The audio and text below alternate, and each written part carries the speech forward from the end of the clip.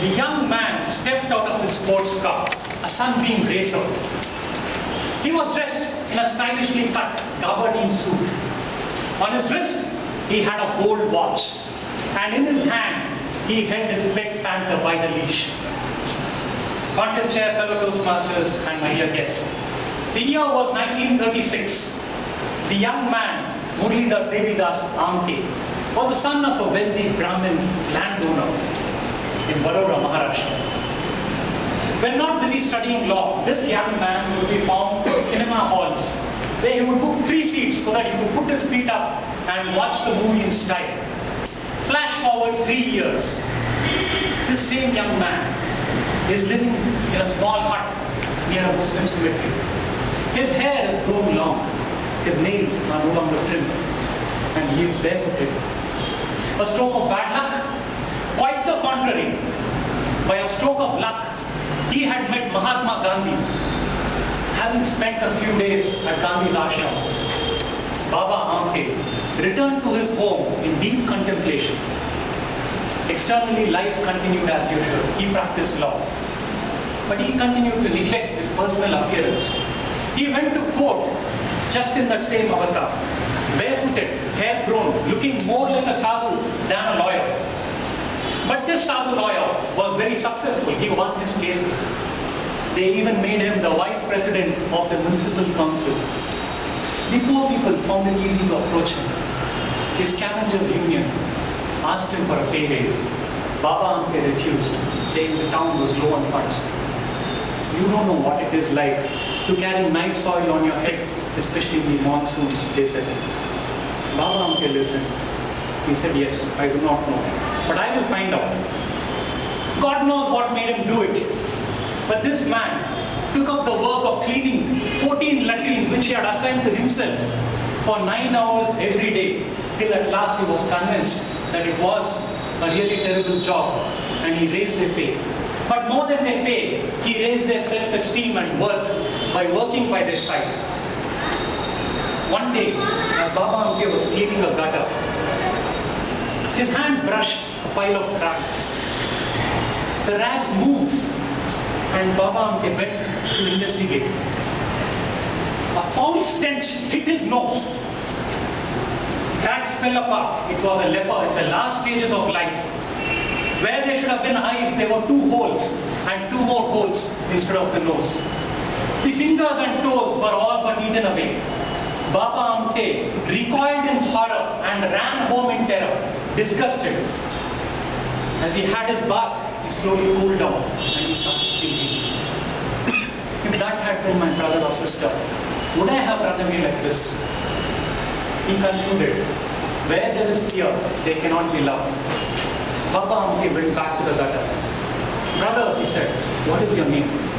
Tulsi Ram. Baba Amte took Tulsi Ram from the gutter and took him home.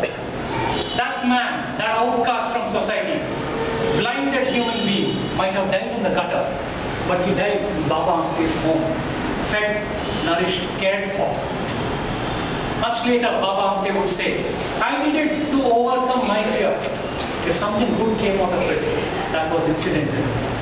But much good did come out of it, because Baba Amte dedicated his life to serving the underprivileged, especially leprosy patients. With Nehru's help, he went to Calcutta and studied in the Tropical School of Medicine, though he was not a doctor. When he came back to Vadodara, he started clinics and started treating leprosy patients. One day he concluded, a man can live without toes and fingers, but he cannot live without self-respect. And he decided that he would build a community where the least privileged of society would live with dignity. He applied to the government for a lease, and they gave him a piece of land, 10 hectares of barren land, disused, infested with snakes, scorpions, panthers. Baba Amte went there with his family, 2 children, wife, 6 lepers, and a lame cow. He was so happy that he called it Anandvan, the grove of joy. With hand tools they dug a well. It took them 3 weeks. At the end of it, Baba Amte smiled and he said, more sweat has gone into this well than the water found in it. Today, Anandban is indeed a grove of joy. It's a community of 5,000 people and has an orphanage, a home for the blind, a home for the aged, and 2 hospitals. The land here is more fertile than all the surrounding villages. These outcasts had learned the dignity of work and the dignity of life itself. Not by tears, Ante said, but by sweat. And he said, see how similar the two are. But work builds, whereas charity destroys. Baba Ante died at the age of 94 in 2008. Long before his death, he was recognized widely. He was given the Padma Shri, the Padma Bhushan, the Magsaysay Award, the Right Livelihood Award, the Gandhi Peace Prize, and the Templeton Prize for Religion, though he was an atheist. Someone said, you should have got the Nobel Prize. He smiled and said, mine is a noble enterprise. And that was all the prize he wanted. He wanted no other prize, just to be doing the right thing. Fellow Toastmasters and guests, ask yourselves, do you lead a life of self-inquiry? Baba Amte found his dignity by carrying night soil. Where others wanted a sunbeam racer, he found his happiness here. Where others sought to get respect in society, he sought to give respect and dignity to those who are despised.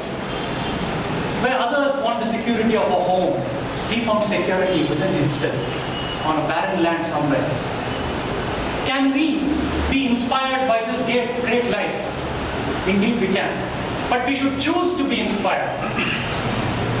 Can we make the shift from living based on external standards and move to internal values?